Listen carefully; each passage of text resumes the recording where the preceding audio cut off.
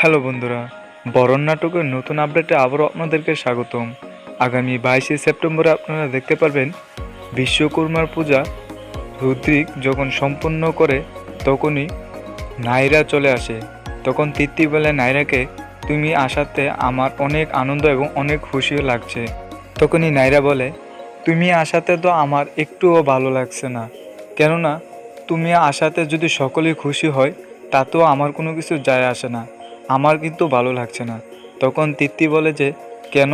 তখন নায়রা বলে যে যখন রুদ্রিককে আমাকে বিয়ে করার জন্য প্রস্তুত হয় তখনই তোমার মাথায় তোমাকে সিঁদুর তুলে দেয়, কিন্তু বাস্তবে এইগুলা কিন্তু কখনো মেনে নেওয়া যায় না।